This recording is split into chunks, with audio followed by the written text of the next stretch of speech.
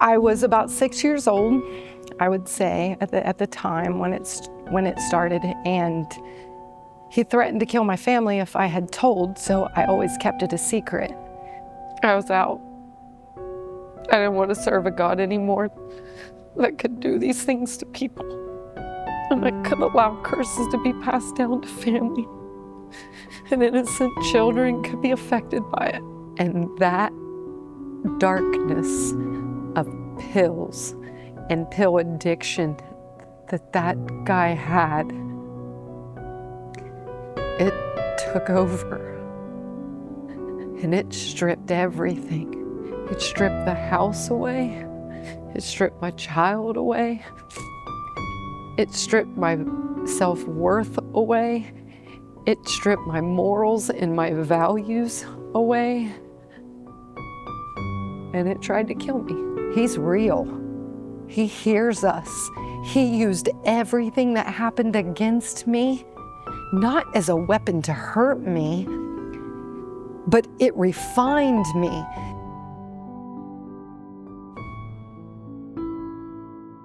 My name is Jami Massey. I am a French teacher and ACT prep teacher at Chillicothe High School. I've been in education for 15 years now. And then outside of school, I am a certified ACT instructional master and a college consultant for Ross County students. I was born on January 6th in 1976, and January 6th is the Epiphany. And it's a day that marks the three wise men who saw the star for the birth of Christ. And if you ask someone what January 6th means today, they'll tell you it's an insurrection at the Capitol, which is kind of the way that Satan likes to play the game, to steal the glory. But I think that the day of my birth is really significant because it is the marker that is like the North Star for the theme that's guided my life for the last 49 years. I was the firstborn, a long sought after child. My parents struggled to have children.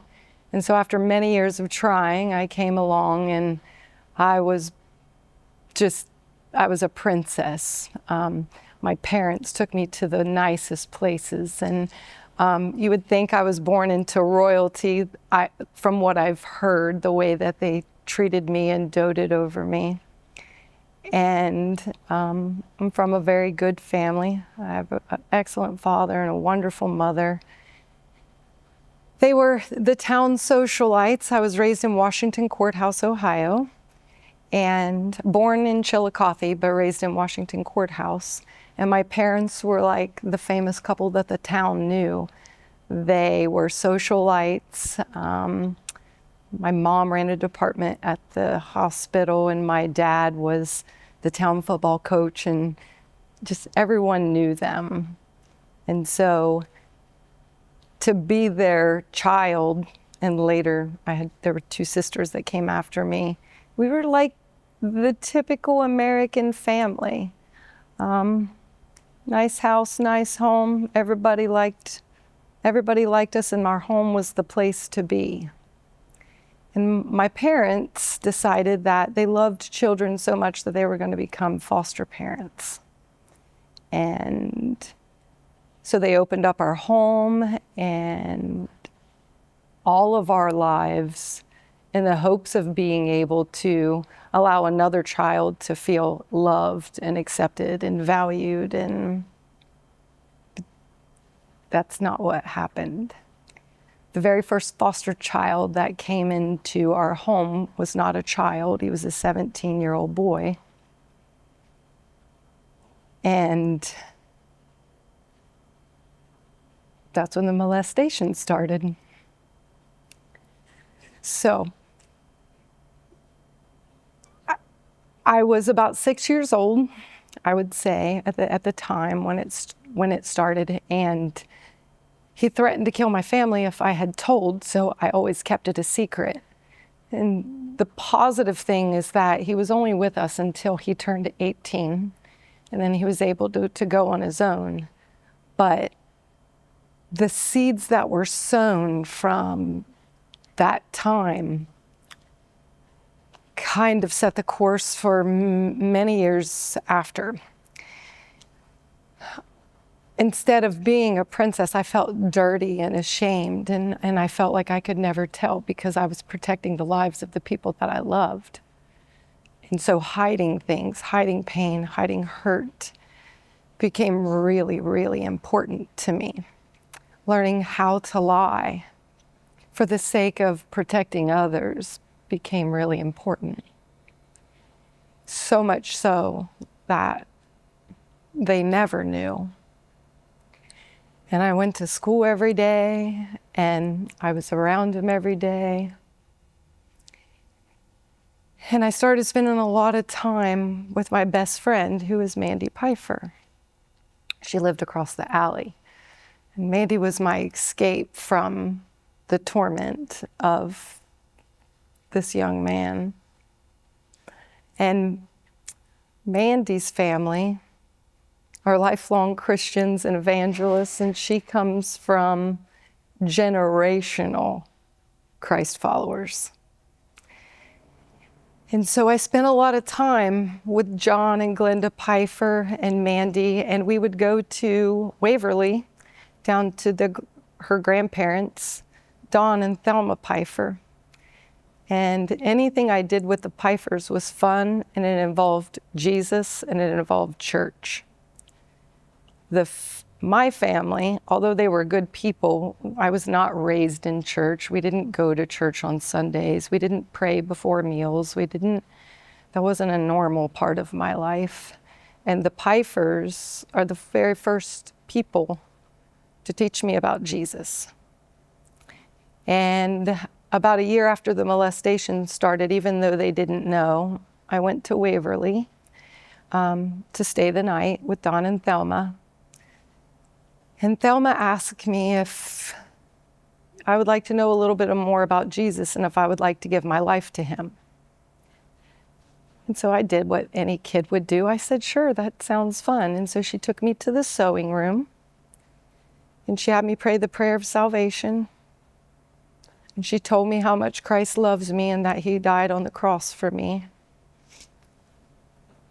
And I gave my life to him at that time.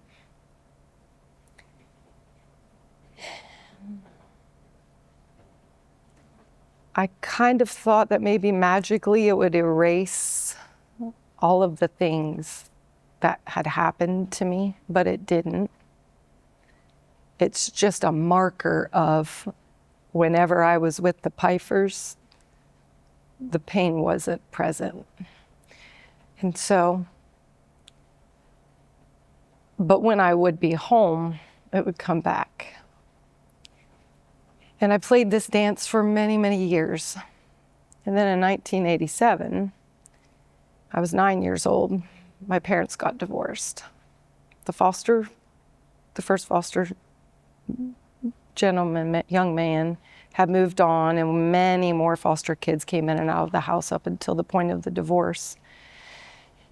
And when my parents separated, it was really important for my dad to leave the home to my mom and us because he wanted us to stay there and be raised in all we had ever known. It was important to me because it was my connection to the Pfeiffers. They were just right across the alley. And that lasted for a few years until my mom decided she didn't want to be there anymore. And so she told us we were packing up and moving away. And I didn't want that. So I made the plan that I was going to find a way to live with my dad. Partly because I had always sought out attention from my father. My parents were both workaholics. I didn't know there was such a term as a workaholic, but my dad worked 2 jobs, my mom worked 2 jobs. I just assumed they did it to provide all the nice things we had and the kind of life we lived. And so I did everything I could to get their attention to myself. And that was to be an excellent student, to do things that adults would take notice of, read impressive books, have impressive vocabulary, be able to hold a conversation at a table with adults, play card games.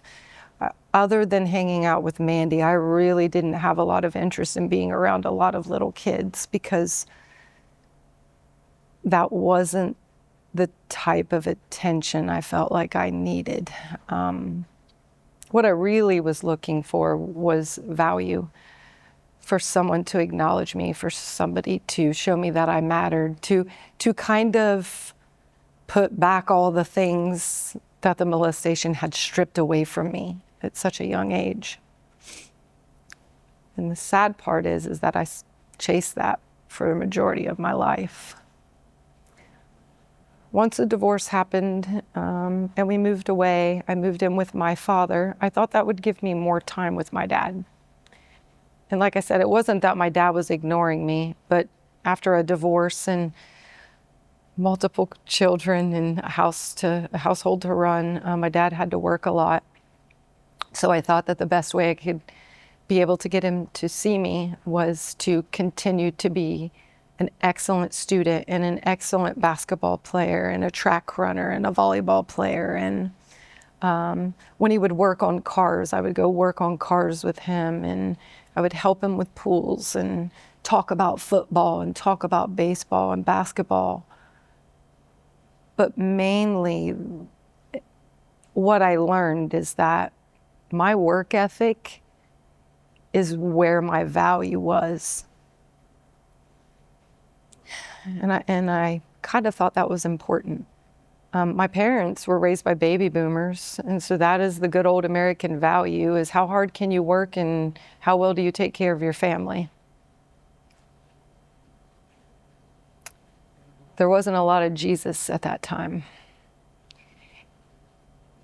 And outside of seeing the Pfeiffers, there wasn't any of that input. So I found myself getting lost in grades and school and accolades and awards and just doing everything I possibly could to the best of my ability just so they would see me. And I'm sure they did see me, but when my dad got remarried, and there was 6 of us at that point. And then my dad decided that he and my stepmom, they were going to become foster parents again. And I became immediately afraid by that, because not only was I trying to juggle a straight A school schedule, every sport you could imagine, all the clubs, all the extracurriculars outside, softball, we did baton lessons, piano lessons, you name it. The idea of having a foster brother or sister in the house petrified me. And it brought up all the things and the pain from the very, very first foster kid that ever entered my life. And I looked for an escape. And so what I found the escape was summers at Circleville Bible College, and then the quest to become a foreign exchange student. Because I thought if I could get far enough away from the United States of America, there was no way that anything could ever happen to me. This was 1992, so I was 16 years old. We didn't have computers, we didn't have cell phones, didn't even have pagers at that time. So the further away you went, the less the communication route, and so I set my sights on that. We went to Circleville Bible College, and not for the purpose of Jesus. I know it sounds like that's what the plan was, but to me it was a place to go see cute teenage boys and have a lot of fun. We did pray, we did talk about the Bible. Jesus was brought up, but to a 16-year-old young girl that obviously was starving for attention, Jesus really wasn't filling that need at that time for me. So it was a great conversation, but outside of that, my heart was still searching for something to fill that void. And my brain had told me that achievement is how I would fulfill that.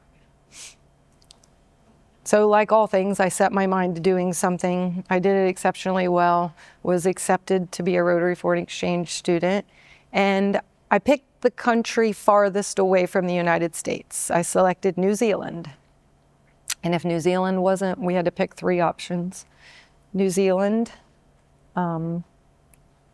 Australia, or somewhere in the far western part of Europe. And somehow Belgium got picked. And it wasn't by me.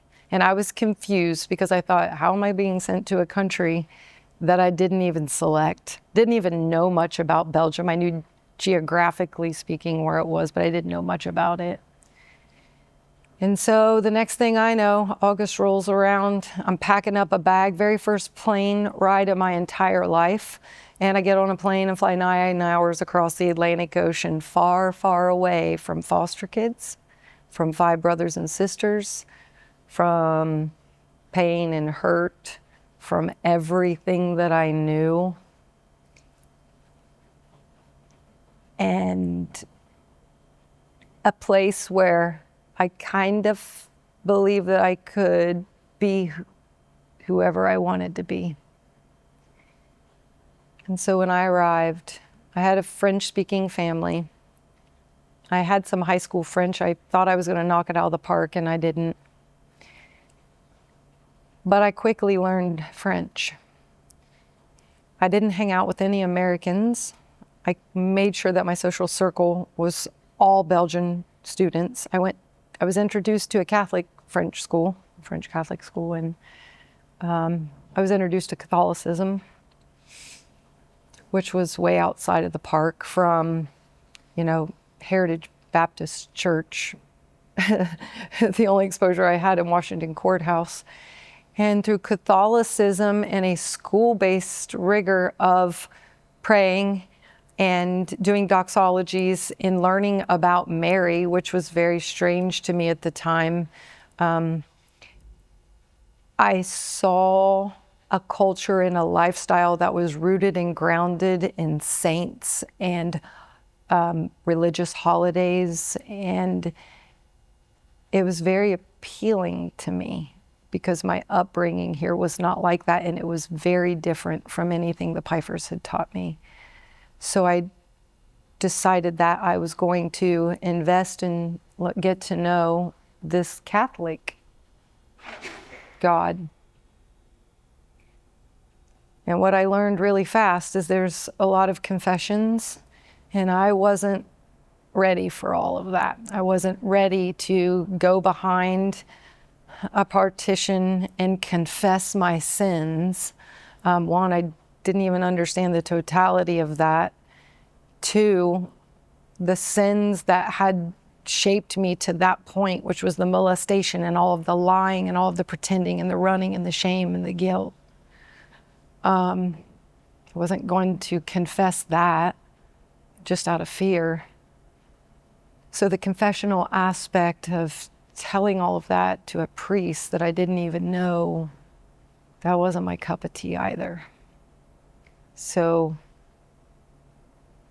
I just continued the charade. But I did learn to speak French, and I wasn't sure how that played into my life. And I wasn't even positive if God had something to do with me ending up in Belgium or not. I didn't really know.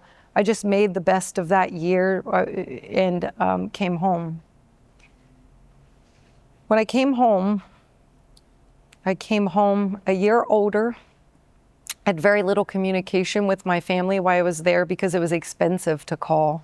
As a matter of fact, my parents got an $800 phone bill while I was there, and my dad's words to me was, Jami, Ma Bell does not connect to Belgium anymore, so if you need to talk to us, you're going to have to write letters. And not a lot of 16, 17-year-olds spend time doing that. So I didn't talk to my parents a whole lot while I was there. And I came home with a year of independence under my belt. I had grown, started learning more about people and people of the world, and I was kind of angry because in the process of learning to confess to the degree that I was willing to confess, it made me have to face some of those demons. And I didn't like that. And I started looking at the people who didn't protect me from the very beginning.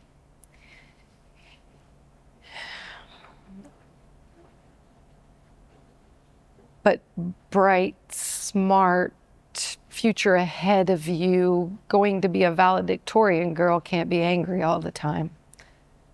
So I took that anger and just buried it and locked it away where the molestation still was, where that hurt and pain and guilt and shame was, not knowing that it was growing roots. It only took my parents a few months not to like the Jami that came back from Belgium, and my stepmom, who was kind of the authoritarian in the family, she told me that wasn't working for them and the younger kids, and I was a little too independent for them, so I was going to need to pack my things and leave. And that was my first experience with getting kicked out. But I wasn't upset. I'd just spent a year navigating Europe pretty much on my own. So I looked at it as an adventure. I packed my stuff, went to my mom's for a few days, and got 2 jobs, finished my high school diploma, graduated, and poured myself into work. And in that part of my journey, that's where relationship number 1 came. Relationship number 1 became marriage number 1. And like I said in the beginning, I have wonderful parents. They're flawed just like any other human. But after the divorce, my mom went on to be married multiple times to multiple people. And I made it a quest that I was never going to be like that. I was never going to marry multiple times. I was going to find the one, and it was going to be the marriage of a lifetime. And, you know, I was going to graduate from high school, go to college, get the great job, make a lot of money, and be everything that I always kind of knew that I was going to be, or I was going to make it happen. But relationship number 1 and marriage number 1, it was an adventure in itself. I didn't realize all the damage I was bringing to the table. So I started dating one of the cutest boys in school. He paid attention to me, so I went after that. And he was from New Mexico. He had moved here with his family. He graduated. When I came back, I had to take a couple courses that my French diploma didn't satisfy.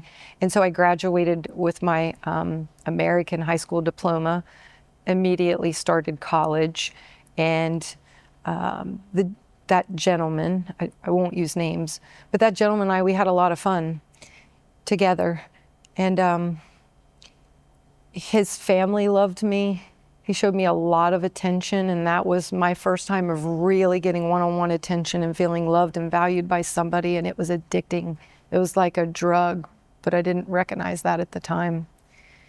And after graduation, we took a trip to his hometown of Las Cruces, New Mexico, where I was going to meet his brother and his sister-in-law. And so we go. I was introduced to the desert and desert life. The goal was to spend the summer there. And when I got there, I was introduced to the family business very quickly. The family business, I was told, was to help bring cars back and forth from Las Cruces to Albuquerque. And of course, I'm always a go-getter and a helper, and I'll do all things for all people because I just want you to like me. So I'm helping them drive cars back and forth across the desert, mind you, by myself. And that's a very long stretch. We're talking hours and hours and hours of passing by government property, just helping the car business.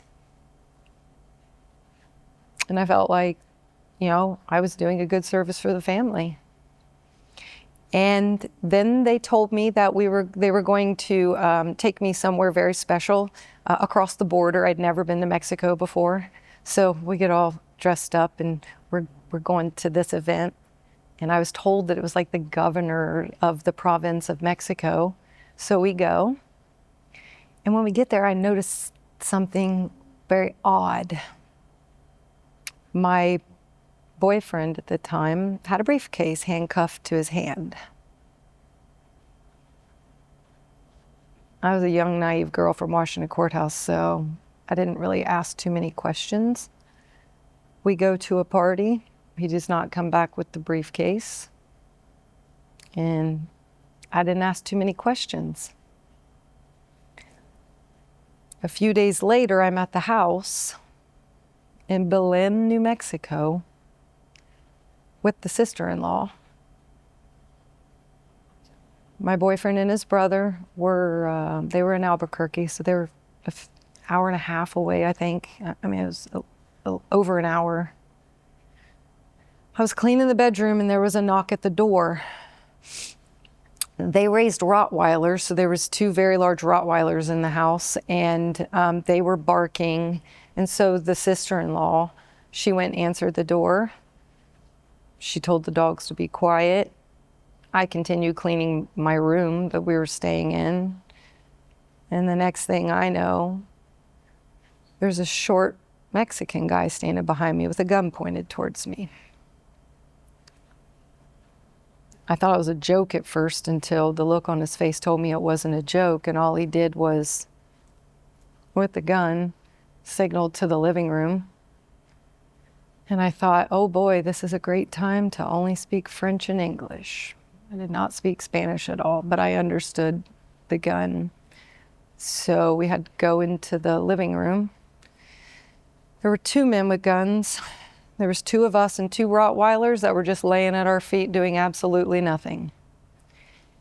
They spoke Spanish back and forth to each other for a little bit. They didn't speak English at all. And the sister-in-law was a fiery blonde that was a lot smaller than me, weighed even less than I did, and I'm not a very big person. And she decided that their tactic wasn't working for her, so she was going to fight them. So she raised what Southerners call, she raised a ruckus, and they quickly put her right back in the chair. And they told her in broken English that they were going to take her car. And her car was an '87 Oldsmobile. And she said, over my dead body, are you going to take the car? And he said, okay. And all of a sudden, in that moment, I realized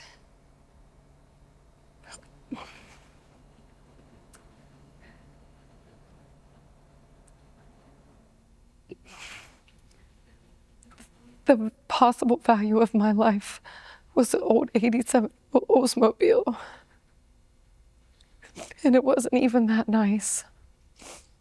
But something inside of me knew that that wasn't true. And that even though I felt broken and betrayed and used and violated and ashamed and not worthy, something inside of me knew that I was worth a lot more than 87 Olds. So I convinced her to sit down and not fight and not talk and just listen. We had pagers at this time, and everybody pages 911. If you're from the pager era, you know that everything was 911, but it really wasn't. So I sent a 911 page to my boyfriend and his brother, and it took them about an hour and a half to come to arrive at the house. I didn't know if we were going to be dead or alive by the time they showed up. But when they showed up, they walked in, they saw the 2 men, they saw the 2 guns, they saw her angry but dealing with it, and they saw me scared to death. They immediately took the two men into a side room, had a meeting that lasted about 5 minutes, and they all came walking out laughing and shaking hands. The two men left, and I was really confused. About an hour later, I learned the gentleman had the wrong house. It was a drug deal gone bad, and they meant to go to a house down the street, and it wasn't even meant for us. And my brother-in-law had sorted it out because he knew them. I was told not to make a big deal out of it, and that I didn't die. So, things like this happen, and how I needed to be lucky that it didn't go any farther, because those type of people have been known to take people out to the desert, bury them up to their necks in sand, and let the birds peck their eyes out until they died. I had never even heard terminology like that in my life. And I knew I was in way over my head. So I called my parents. I told them I was coming home. I was cutting the whole trip short. I quickly figured out how much a plane ticket home was going to cost, and I raced back home. I was going to break up. That was going to be the end of it. This wonderful, gorgeous guy with a nice family and everything, no one in Washington courthouse had any idea what was really going on. And so the plan was come back, break up, end things, go on with my life and count my lucky stars. Only that didn't happen. I came back, he came back. He played me for the codependent person that I had become. And the next thing I know is we're getting married. And every time there was a violation of some sort, or there was a misunderstanding of some sort, he was going to clean his life up and break ties with all of that, and we were going to have a good life, and he loved me, and it was going to work. He would buy me jewelry to make up for any pain and hurt. So every time something went wrong, I got a really nice piece of jewelry, which is partly why I'm not a big jewelry person to this day. But I got married, and we threw an extravagant wedding. Had 300 guests, big fancy church, big fancy dress, white horse-drawn carriage, the whole 9 yards, because somehow I thought that might fix it, and I could get back on track with this detour that wasn't lining up with my goals and my dreams, and I could still have, the white picket fence and the American life and all of that. And it was my wedding day, and my dad came in the room to give me a kiss, to see me, and to get ready to walk me down the aisle. And he took one look at me in my face, and my dad figured it out really fast. He asked me, he said, you don't want to marry, you don't want to do this, do you? And I didn't. I wanted to run. I wanted to be the runaway bride, because I realized at that moment what had happened. Like sin had started creeping in all kinds of ways outside it was sin so unfamiliar that I didn't even recognize it through I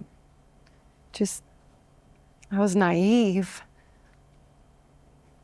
And it was creeping in, and it was creating fear, and so I was bowing down to the fear, and this little voice inside of me, just like the voice of the little girl that was being molested, you weren't made for this. Just like the voice when we were, in the desert with the guns that said, you're worth more than 87 O's. There was a voice inside of me on my wedding day that said, you're worth more than all of this. This isn't what you're supposed to be or do. But I resorted to, there's 300 guests out there, and I didn't want to let them all down, and what a fool I would look like, because I had lied to people and made them believe that I was happy and everything was fixed, and no one knew the dirty secrets from the desert, and everybody loved him, and we were a great couple. And so I just bowed down to the lies and walked down the aisle, only to find myself filing for a divorce 100 and some days later.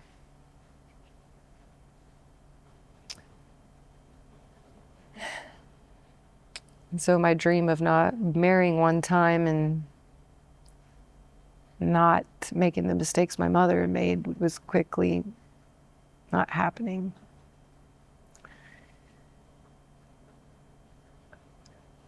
Relationship and marriage number 1 introduced me to drugs.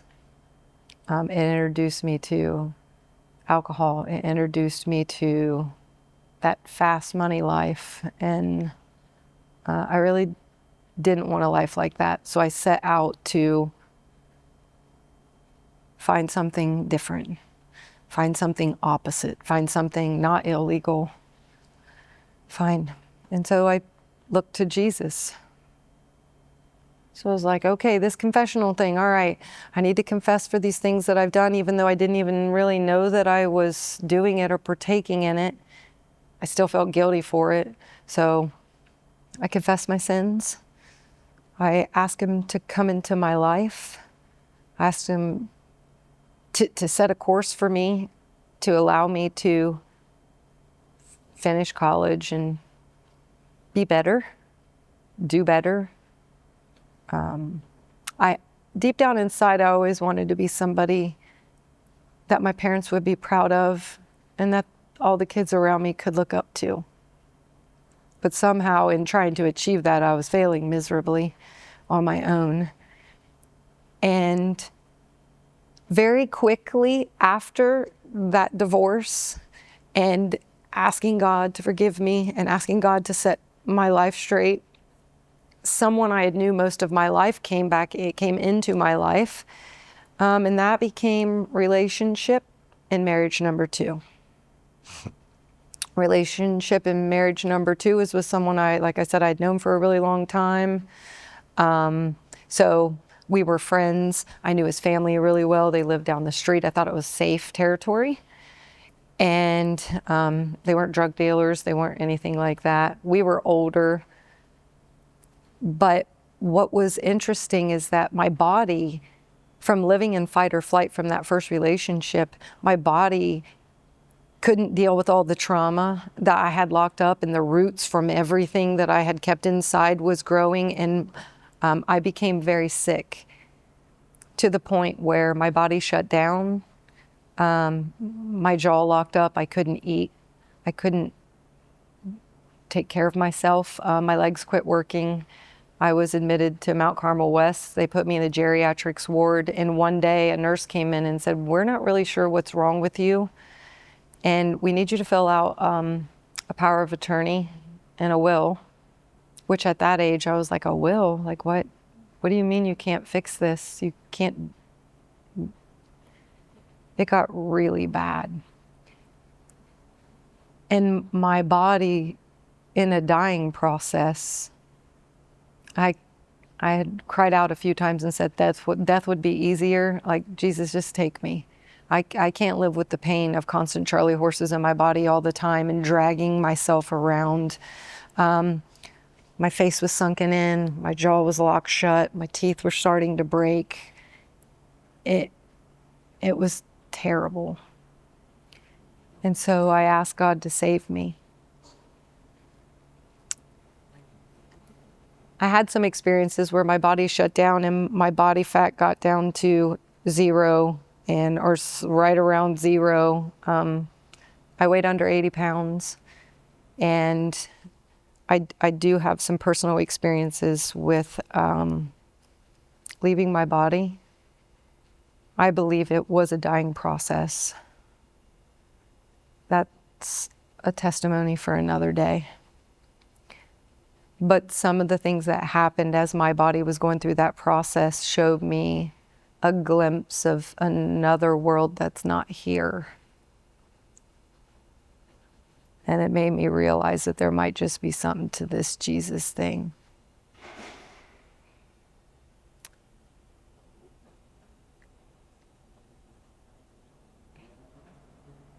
Relationship number 2 was at the college level, lots of alcohol, and then entered the drugs.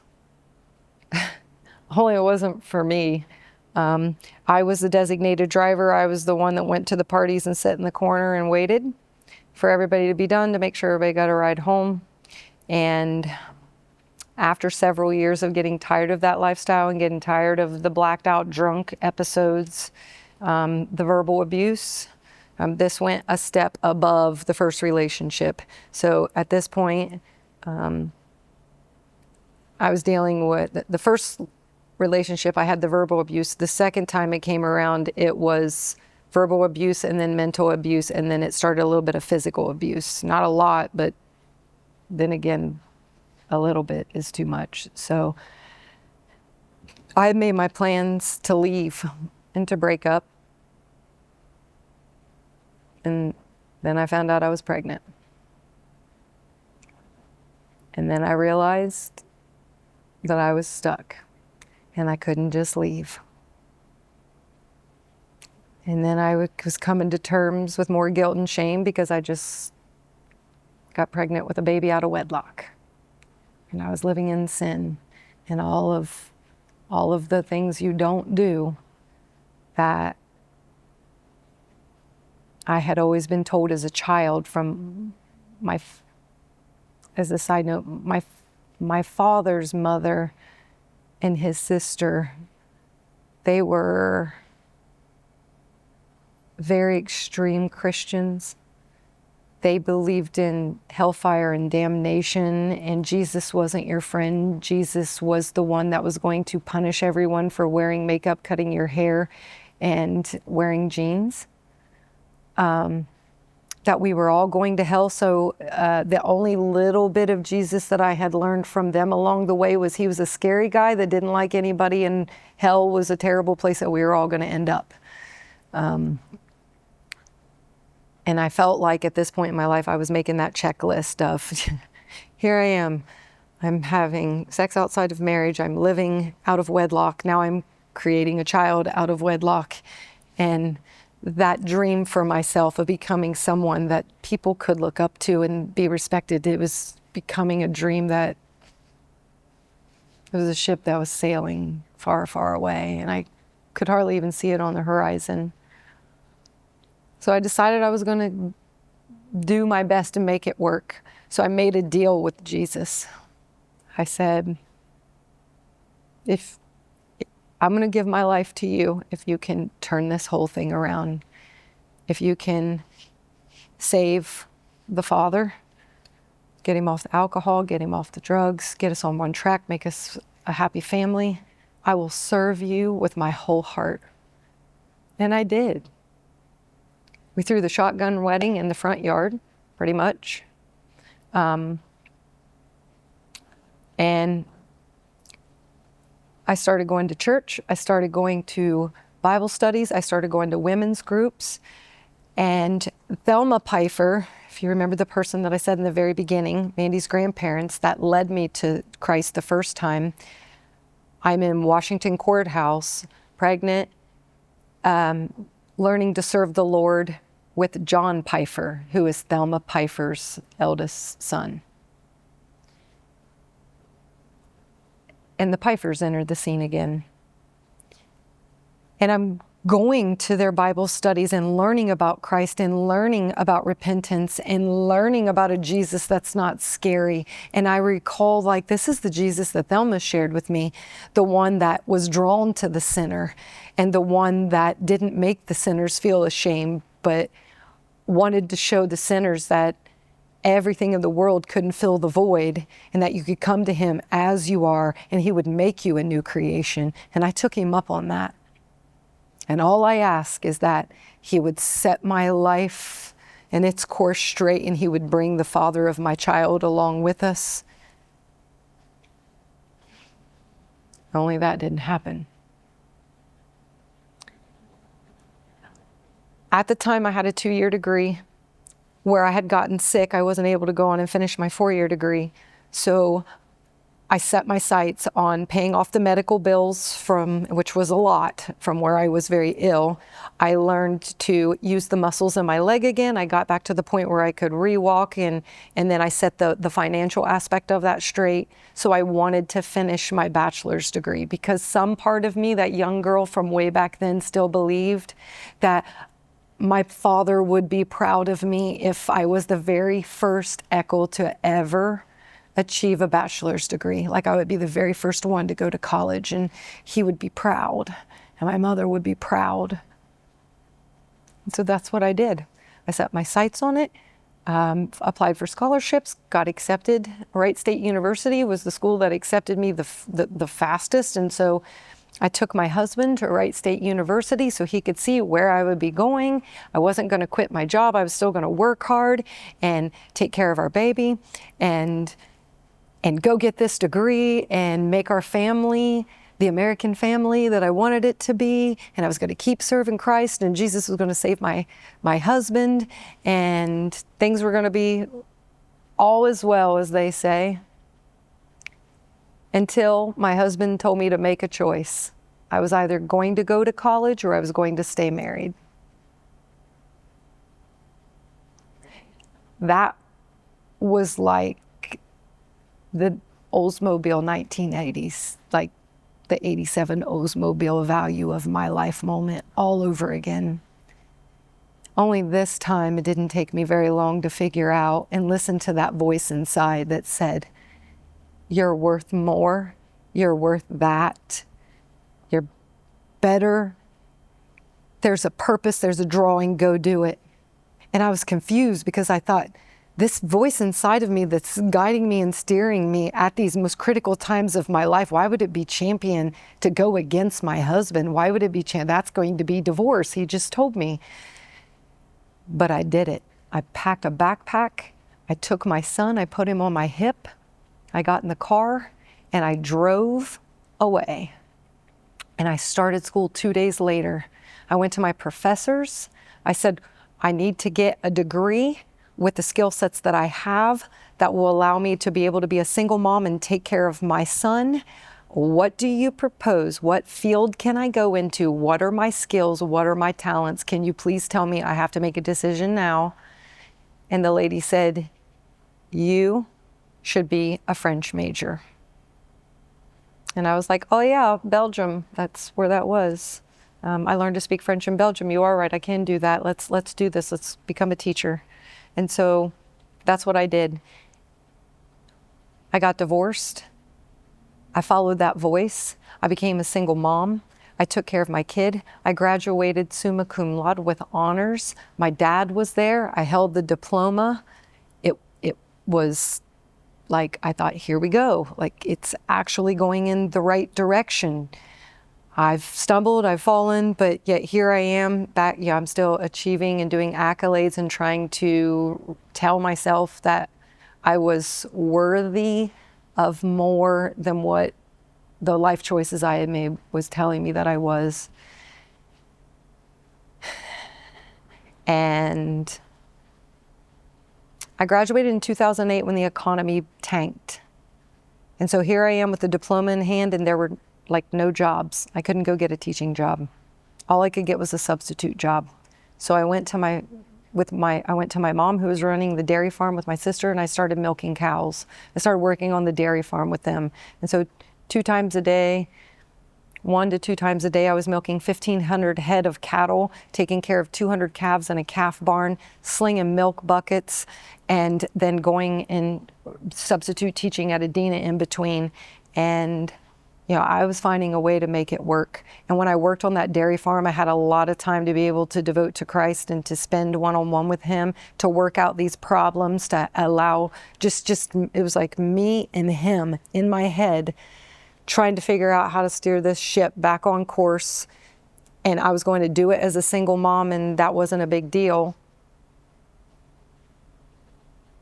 And then I took my son for a doctor's checkup, and it wasn't a good checkup.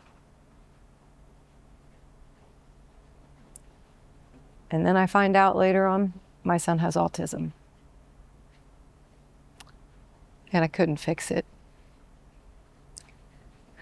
And I didn't want to lie about it.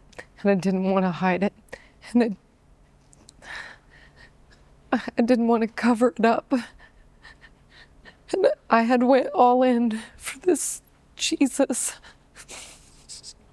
and straightened my life up and tried to stay as far away from sin as I possibly could and did all the things. And now I have a child that has a lifelong disability that I can't fix. And it was scary because we didn't know a lot about it at the time. It wasn't like it is today. And I became so angry at God.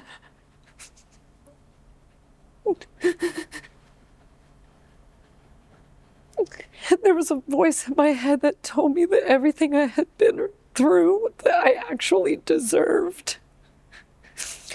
Because I wasn't worthy and I wasn't a princess and I wasn't valued and it didn't matter. There was this voice telling me no matter how hard I worked and how good I was, that it just wasn't good enough. And that this was the way that it was going to be, and that my sins were so great it had been passed down to my child. And now my son was going to pay for my life of sin. And I didn't understand why the voice in my head was telling me things like that. So I would get the Bible and try to find it. And I found out that generational curses are a thing. And that there are places in the Bible, like in Hosea, where he said he was going to smash the mothers and their babies. And that the sins of the father would be passed down. And I didn't understand why there would be a God like that.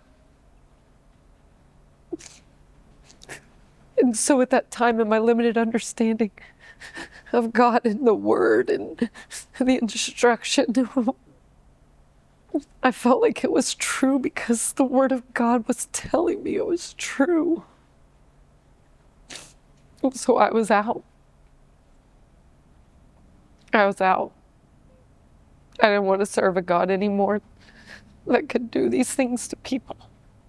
And that could allow curses to be passed down to family. And innocent children could be affected by it. And so I set my eyes on curing autism. I was on a mission. I knew I was smart. And I knew I could do things really, really well. So I got on this quest of curing autism. And along the way, I met relationship number 3. His name's Brian. And Brian was nice. And Brian was very kind. And Brian was very, very, very handsome. He came alongside me. He was from a family with a mom that was a minister, and they have a family church.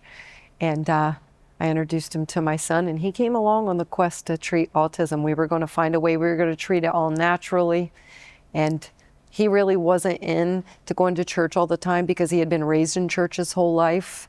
And to a degree, Jesus was kind of the enemy to Brian because Jesus is who stole his mom and dad away from him his entire life as a child.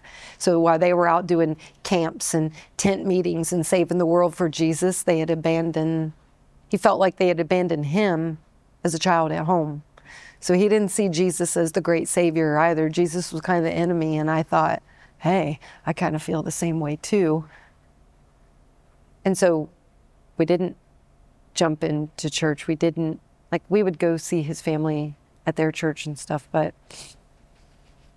we kind of had the same idea that as great as Jesus was, there's a side of him that wasn't so great. And we're living testimonies of that.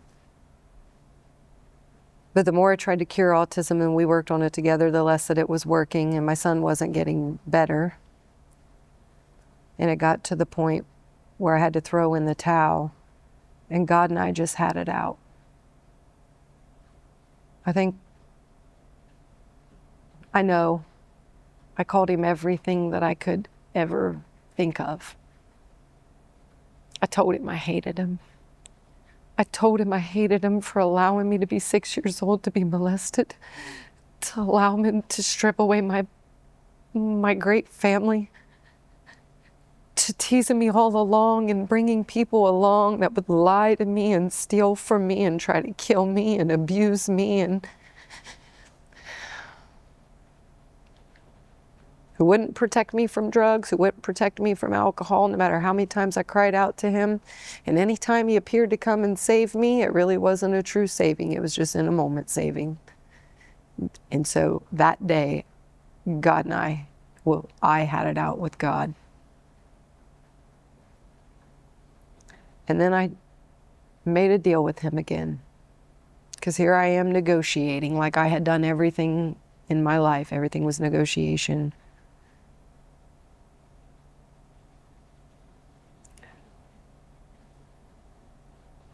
I told him, I have no answers. And I've seen the worst of what you can give me. And I'm still here so I can take it. Do your best, but help my child. And help me. And I'll serve you. I'll serve you even though I'm angry at you. I'll serve you through the pain. I'll serve you if it means coming to some sort of peace with all this hell I had been through.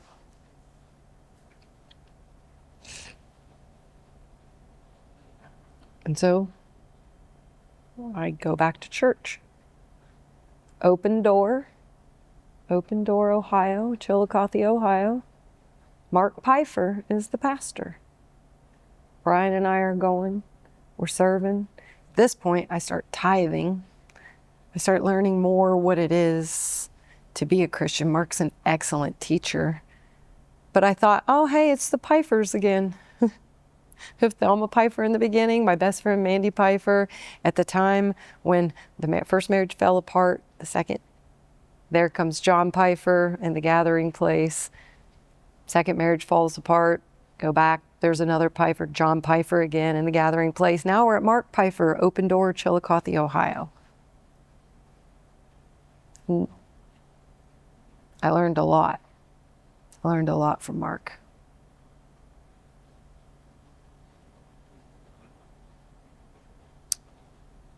And even though Brian was a great guy, he was the right guy in the wrong season.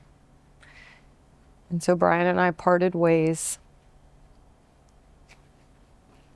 But instead of giving up on God this time, I decided that I was going to not repeat the pattern. I was going to stick it out. And I stayed. I stayed at Open Door. And I learned from Mark. And every time I watched him up on the stage and how excellent of a teacher he was, I knew that deep down inside there was a teacher inside of me, and more than just a substitute teacher. That's all I'd been up until that point. Because we're at 2012 now. 2012, so I was more than this voice inside said, you're more than a substitute teacher. I saw myself in a flash of a moment on stage preaching. But then I quickly got rid of it because I thought, I've never led the life of a preacher. That's not going to be for me. That can't be a reality for me. But I did like it when I saw it in the moment in my head when I imagined it. And I stuck with it. I stuck with it for a really long time. And then I got a call from Waverly, Ohio, to fill in for a 1-year emergency French position. And I thought, oh my gosh, I've been a teacher all these years. I've never been able to teach French, and this is like what my degree is in, and this is what my skill set is. And so I got really, really excited. It was just an emergency fill-in, but still I was ready to take it. And this little voice inside of me said it was a blessing.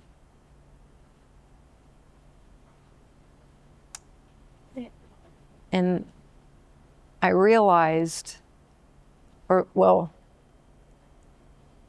in my head I thought, wow, I stuck it out and I didn't throw in the towel and quit now that it's getting tough. I'm heartbroken because Brian is gone. But instead of resorting to old patterns and behaviors, I actually stuck it out and kept serving God, because this time I was serving God not just for myself, but for my son. So like the ante was a lot higher than just myself. And in that obedience of sticking it out, there was a blessing behind it. And I went to Waverly, and boy, did I teach French. And it felt wonderful. It felt wonderful. Didn't leave a lot of time for school and all the, for church and lesson planning and all of that. So I drifted away from Open Door, and I found myself at Church of Deliverance. And at Church of Deliverance, it was a completely different atmosphere and environment than what I had come to know at Heritage Memorial with the Pfeiffers, and then at Open Door. This was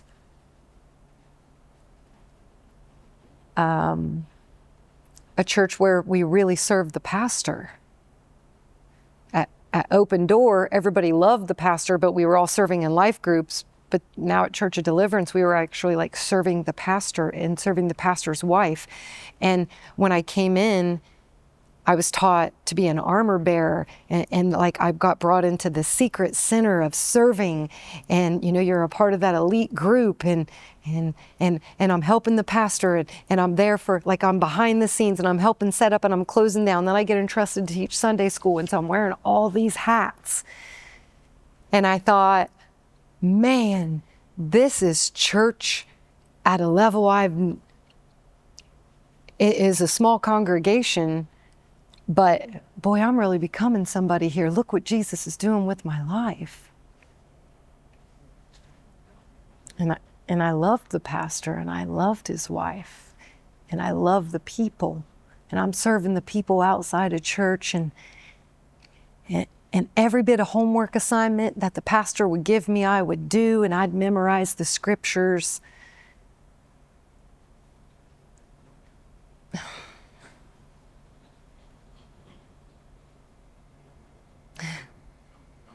And then I met someone.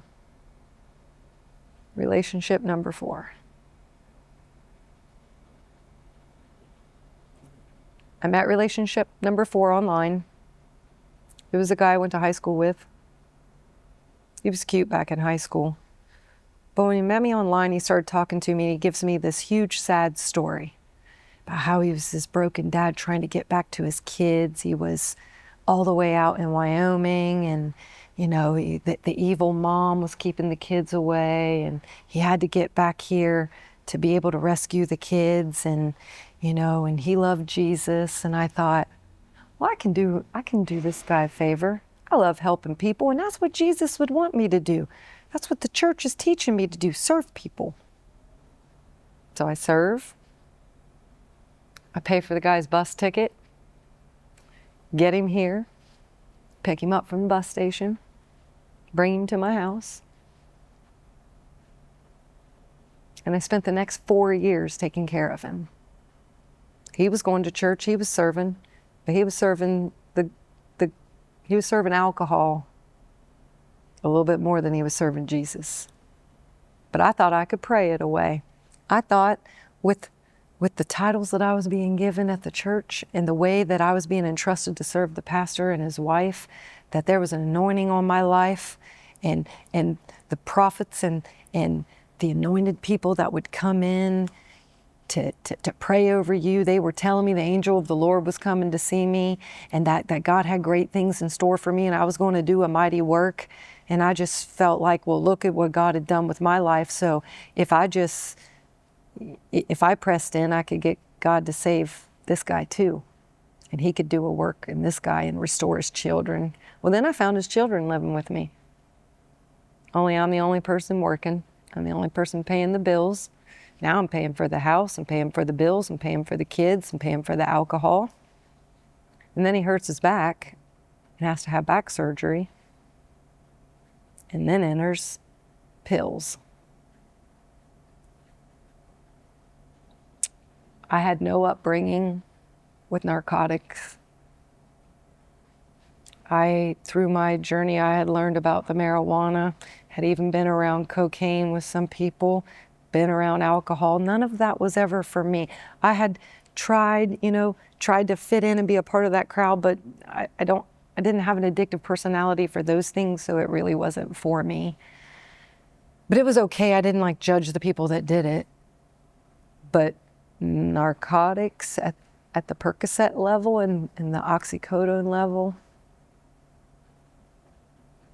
that's a demon. Matter of fact, that's probably a principality or a power. In my stage of walking with Jesus, I wasn't ready for that. And that thing came in and literally destroyed everything I had built. It destroyed my life. My son left to go live with his dad. It was the first time ever. All the years I had raised him all the way to 14 years old. As a single mom, I'd always been the best mom. There was maybe some things people could say I didn't do very well, but I was an excellent mother to my son. And that darkness of pills and pill addiction that guy had, it took over. And it stripped everything. It stripped the house away. It stripped my child away. It stripped my self-worth away. It stripped my morals and my values away. And it tried to kill me more than once. And not by me participating in them. The raging from withdrawal from pills is something that I got to know really well. And everything was fine as long as there were pills. But the moment that there wasn't, hell showed up.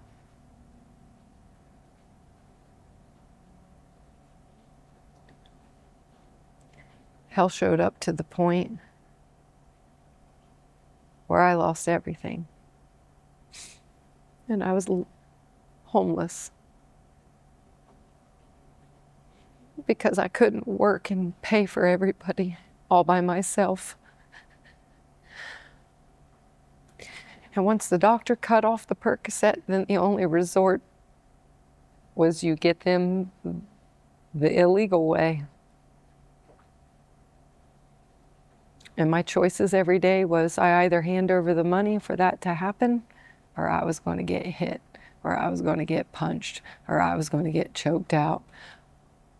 I was going to be threatened. I was going to become the 6-year-old little girl with the guy who was terrorizing her, and she had no voice and she couldn't do anything about it because if she told, she was going to be murdered. And so I tolerated it for a while.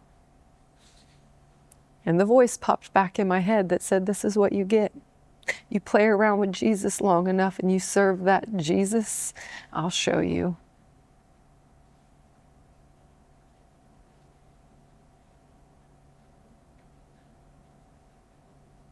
And I almost lost my life more than once. And I felt trapped and I felt stuck. I felt humiliated. I felt humiliated from evictions. I felt humiliated from living in an Explorer. I lived in a 2004 Explorer because no one wanted to rent to the guy because he was a raging basket case and I couldn't dump him off on anyone. I couldn't get rid of him. And he was like a virus that wouldn't go away. And anytime I would try to break free with him through the abuse, at this time now, relationship 4 was not just verbal abuse, but it was mental abuse, it was drug abuse, it was violence, and it was spiritual abuse. And that was the highest level. It was a demonic spiritual abuse, a demonic attack that I didn't have anything for. I didn't know how to fight it. At least when someone's physically attacking you, you can fight back, but this is evil. And it's coming here to do one thing. They say the enemy comes to kill, steal, and destroy. Opiates come to kill. And they don't care who they take out in the process. And so I knew I had to run for my life, but I didn't know how. I lived in my truck, driving around Chillicothe, still with a teaching job, mind you, and no one knew I was homeless because I was really good still. That 6-year-old girl who could lie and hide and cover it up still existed. So I had a membership at Mike's Gym on Paint Street, and I would go there every morning to take a shower, and I would get ready. I would be there before anybody was in there working out so I could get cleaned up. I went to the laundromat to do my clothes. I would drive down, I'd drive to school, teach all day, come back, buy food just for the day, go to gas stations, warm it up in the microwaves. Valero and I became really good friends because they allowed me to use the microwave. And then I would drive to IHOP parking lot or Walmart parking lot to sleep at night. And that was because they were well lit. Every single thing that I owned fit in that '04 Explorer. And I felt fortunate because during the winter, I could at least run it all night. I had a teaching job, so I could keep gas in it to be able to keep the heat running at night so I wasn't freezing to death. But one night in IHOP parking lot, I had blankets held up in the back window so the lights that were there to keep me safe wouldn't come in and I could actually get some sleep. And there was a knock at the window. And so I raised the blanket and looked outside, and it was a police officer. And he looked at me kind of confused, and I thought I was in trouble, and he said, "Ma'am, what are you doing?" And I was like, "I'm sorry, sir, I've lost my home and I haven't been able to find another one yet. I'm getting some sleep before I got to go to work tomorrow." And he said, "Well, I'm sorry to hear that, but you're going to be safer if you drive to Walmart parking lot." So I said, okay. So I drove across Bridge Street. I went to Walmart parking lot, tried to get comfortable again. And in survival mode will teach you that you just got to do what you need to do to survive. And that's a zone that you can get stuck in. It was a far cry of, I would rent hotel rooms on the weekend when my son would come stay with me. That way I could still see him. At this time, he was a sophomore, junior, somewhere around there. And so I did everything that I could so that he didn't know. My parents didn't know I was living in my truck. My sisters didn't know. My son didn't know. My son's father definitely did not know. I carried the charade for a while because all the money that I was making from teaching, I was trying to save so that way I could get a house. And so I really couldn't spend a whole lot of money. So I couldn't eat a lot of food, couldn't go too far other than to work for gas.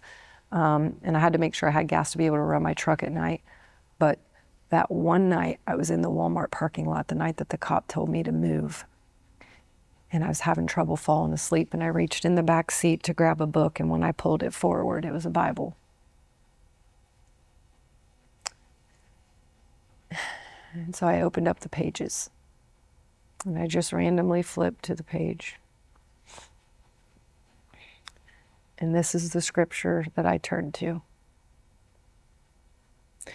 "For the weapons of our warfare are not carnal, but they are mighty through God to the pulling down of strongholds, casting down imaginations and every high thing that exalteth itself against the true knowledge of God, bringing into captivity every thought of disobedience until our own obedience is fulfilled."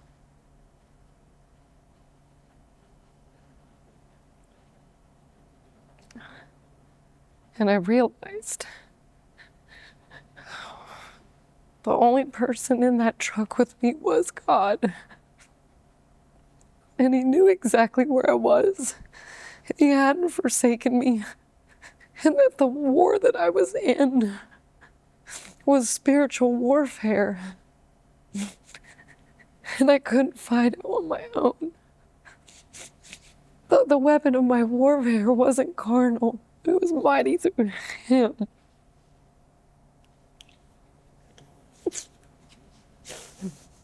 And he knew I needed a home. And he had forgotten about me.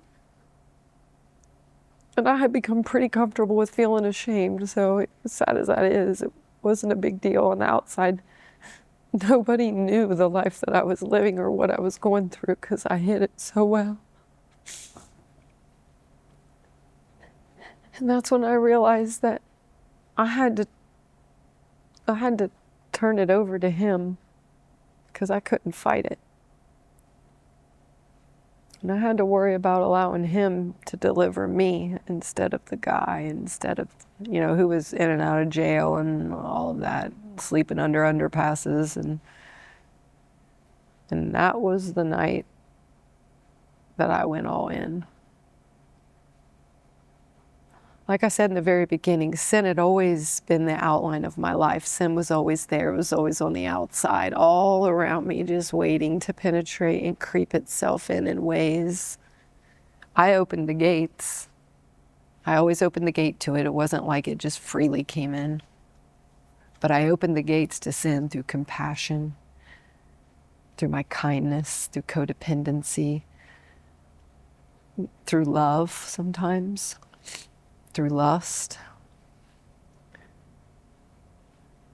through desperation, through wanting attention, wanting more than anything else, Father's attention. I had let it all in. And so if I could let it in, and Jesus died on the cross to destroy it, that means he cast it out. And I just had to let Christ come out. And that's when it changed.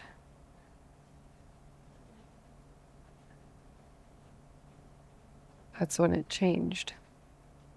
In the back of a '04 Explorer in a Walmart parking lot on a really cold night, homeless.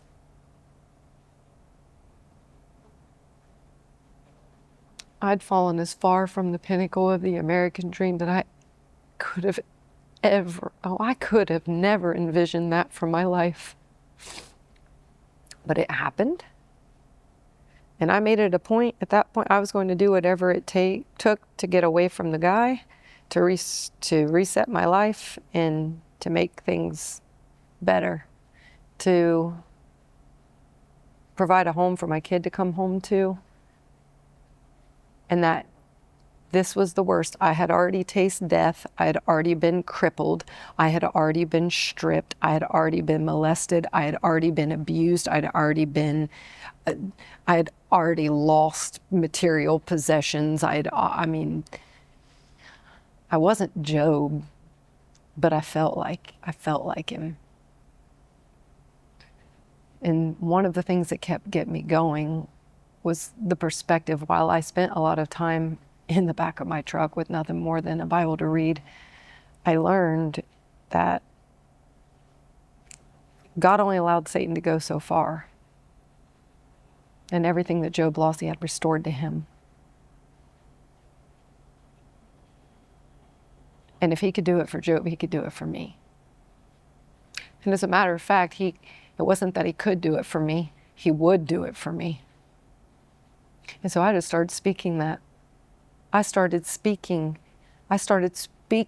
the truth. If the world was created by the Word, and God spoke everything to existence, and he created us in his image and his likeness, then the very breath that comes out of my mouth and the words that I say had to have some sort of authority. And it did. And it's powerful. And I could sit here and talk for another hour, but I'm not going to. What I recognized is that even though I had fallen short, I'd fallen away from the person that I always thought I was going to be. I served a God in times of hell, and I didn't quit. And even at the times I quit, God didn't quit on me. And if he didn't quit on me, and I didn't want to quit on my son, then I at least owed it to him not to quit on myself and not to quit on the dream, not to quit on the mission. And I promised myself, I told myself he was going to take the ashes and he was going to make a story out of it.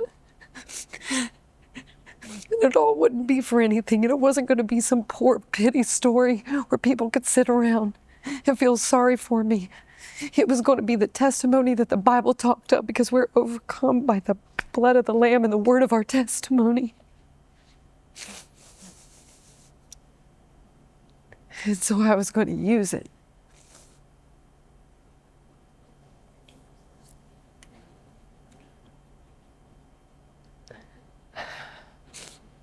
I started working overtime. I started helping kids with ACTs after school. I did whatever I could to make extra money. Well, not whatever I could, everything legally and approved by Jesus to serve. I found places to tithe. I found people. I might have barely had a meal to eat that night, but I found somebody that I was going to give my last meal to.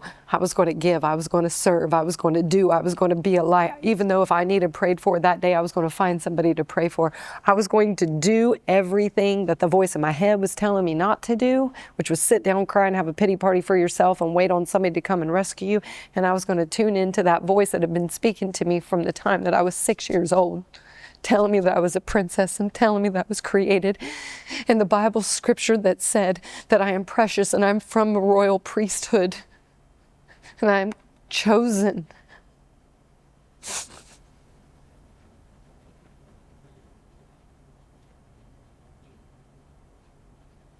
And that's what happened.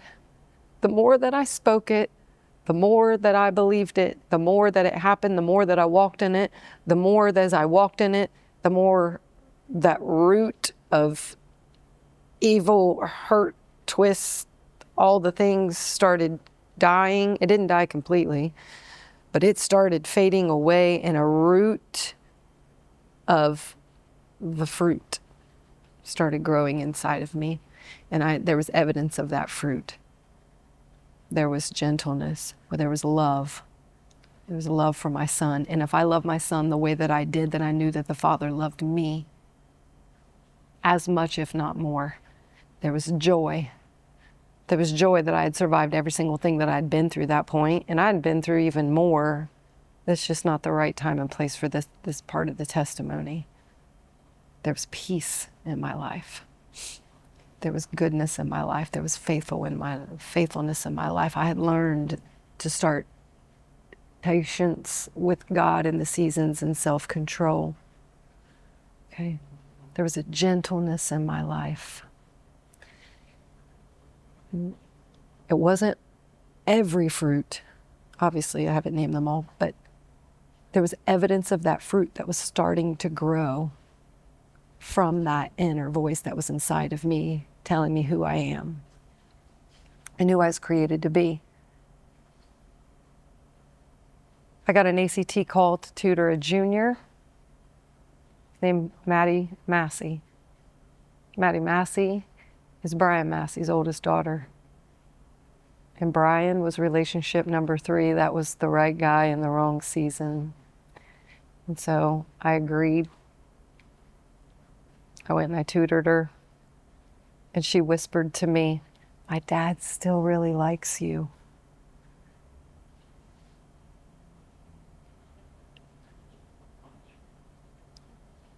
And through that, Brian came back in my life.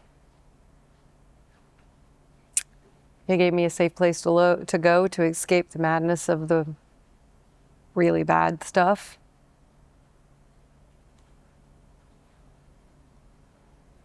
We went to church. I prayed. And all of a sudden, I got a call on an April afternoon from Chillicothe High School that said they had an emergency position for a French teacher that was opening up because the French teachers that were there had left, like early. They didn't expect them to leave that early. And I had happened to be on another call with a lady from Chillicothe High School that was just inquiring about my ACT business. And she said, we need a French teacher. And I said, I am a French teacher. And she said, can you get in here tomorrow? And so the impossible, teachers don't leave in April. I go the next day, 48 hours later, I'm the French teacher at Chillicothe High School.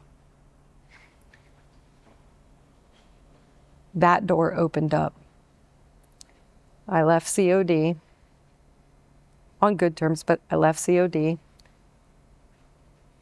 I became the teacher. Brian and I started walking in the relationship. I still had a lot of that hurt and anger and that lying spirit and those kind of things to still work out. Brian was perfect for me at the time because he called me out on that stuff and he forced it to come out.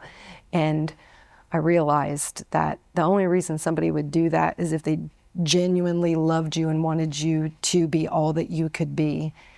And so I found that peace, I found that safety, I found that protection in him.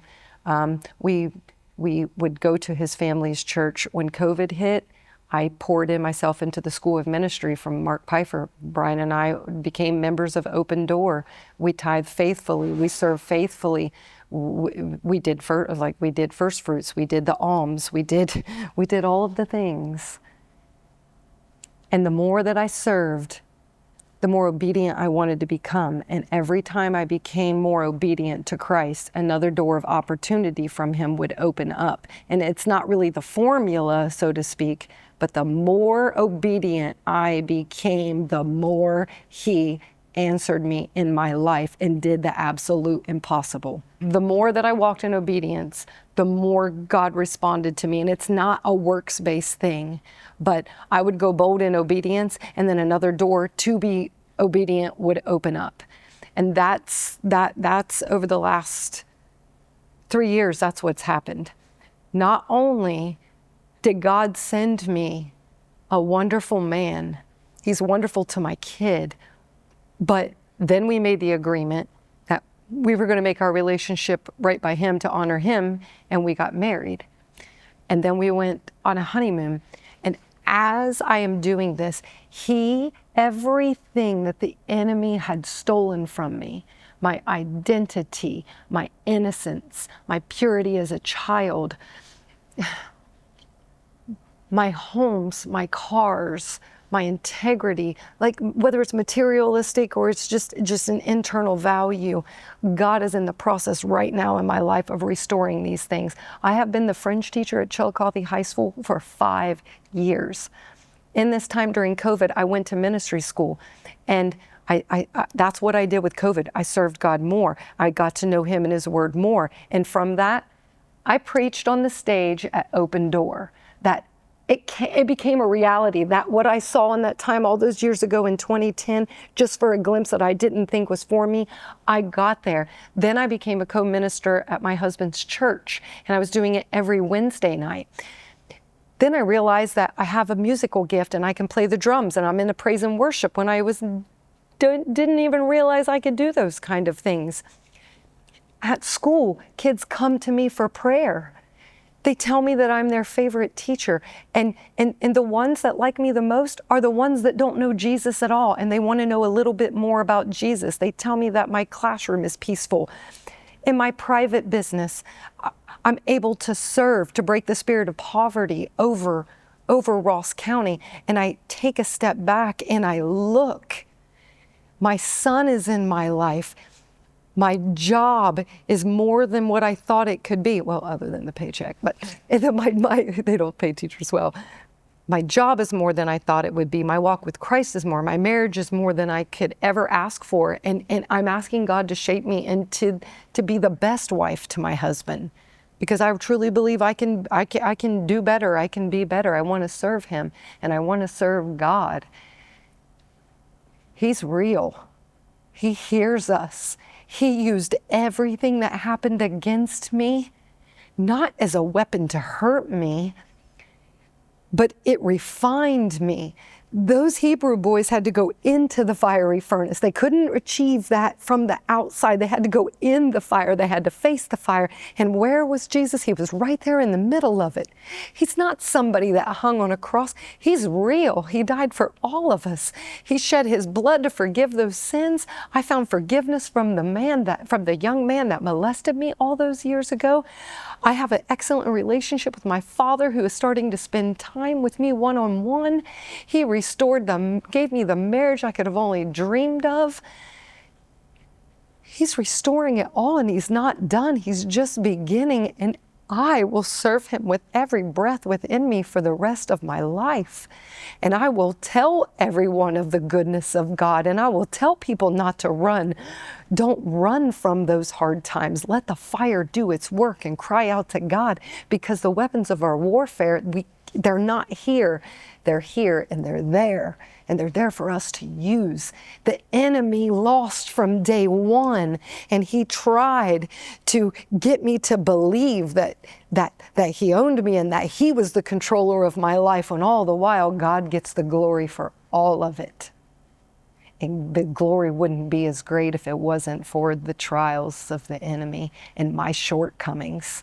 This wouldn't be a testimony if I made every choice the right way from the very beginning. But he has restored me, and he'll restore anyone. I don't care what you've been through. God is there, and he will save you. He will serve you. He will love you, and he will use you. He's a good, good God. And from this day forward, I don't care what gets stripped from me. I'll serve him. I'll serve him with my dying breath. And I'm not after money, and I'm not after accolades. I'm not after titles. I'm not after any of that. I'm after crowns.